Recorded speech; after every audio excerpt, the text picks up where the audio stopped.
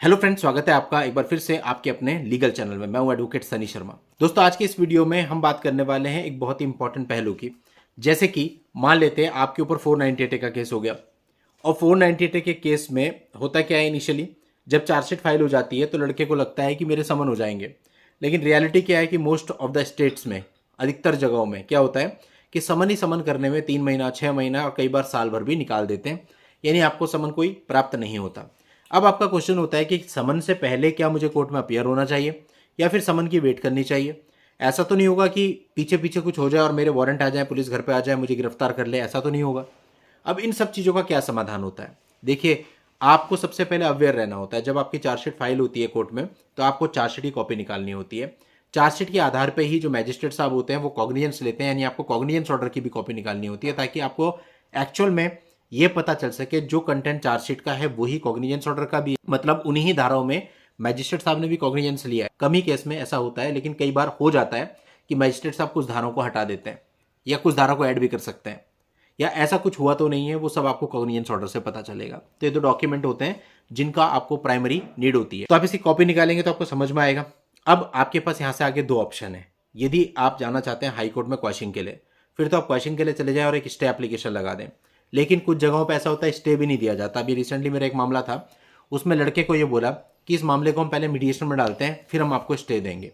लड़के ने मना कर दिया मीडिएशन के लिए, क्योंकि उसको पता था कि यहाँ पे प्रैक्टिस ऐसी है कि मीडिएशन में जाएंगे तो 50-60 हज़ार रुपये देने पड़ जाते हैं, और वो उतना पैसा खर्च नहीं करना चाहते थे, क्योंकि ऑलरेडी बहुत सारे केसेस चल रहे हैं, बहुत पैसा ऑलरेडी खर्च हो चुका है।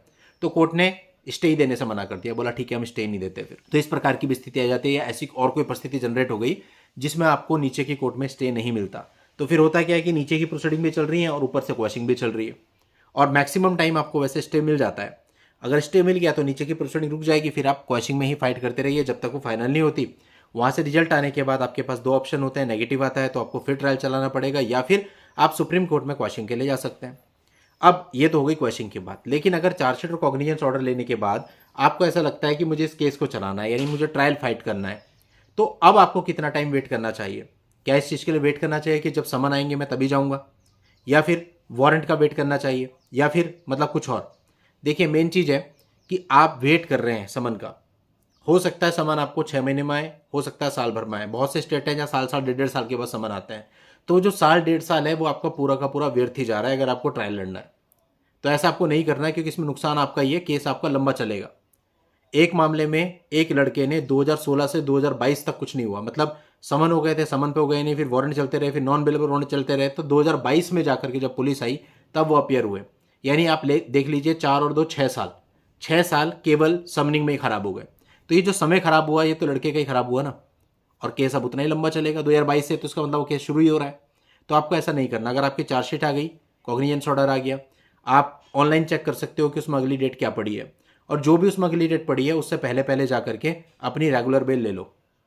बेल मिल जाएगी, और उसके बाद जाके पहली डेट पे वहाँ पे अपेयर हो जाओ। आपको कॉपीज वगैरह रिसीव करवा दी जाएंगी जो एक्यूज को दी जाती है, वो सारी कॉपीज आपको मिल जाएंगी, और उसके बाद चार्ज फ्रेमिंग होगी और आपका केस स्टार्ट हो जाएगा।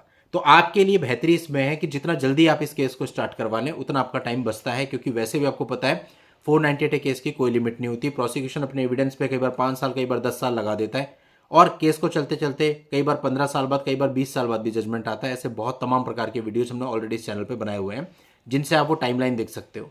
तो ऑलरेडी जब ये केस इतना चलता है, फिर अपने एंड पे भी इसको लेट करना। तो अगर आप ट्रायल चलाने के इच्छुक हैं तो ज़्यादा बेहतर है कि जैसे ही आपको इस केस का पता चलता है, आप पहली डेट से पहले पहले जा करके अपनी बेल करा लीजिए, रेगुलर बेल। क्योंकि मैक्सिमम केसेज में क्या होता है कि नॉर्मल धाराएं होती हैं और बेल आपको रेगुलर ऑन द स्पॉट ही मिल जाती है। तो वो चेक कर लेना पहले, कहीं ऐसा तो नहीं है कि कोई ऐसी धारा हो जिसमें आपको बेल ना मिलनी हो। ऐसा हो तो फिर स्ट्रेटेजी चेंज करनी पड़ेगी। लेकिन नॉर्मल जो होता है 498 है, 406, 504, 506, 323, यही सब धाराएं 3/4 DP एक्ट। तो आप नॉर्मली रेगुलर बेल के लिए वहाँ पे अपेयर हो जाए, आपको रेगुलर बेल मिल जाएगी। पहली डेट पे अपेयर होकर चीज़ों को आगे बढ़ा दीजिए, आपको इससे बहुत फायदा मिलेगा, और इनडायरेक्टली आप अपने सालों सेव भी कर लेंगे। चलिए दोस्तों, आज के इस वीडियो में इतना ही। नेक्स्ट वीडियो में नई जानकारी के साथ मैं आपसे फिर मिलता हूँ। तब तक के लिए goodbye and thank you for watching. Take care.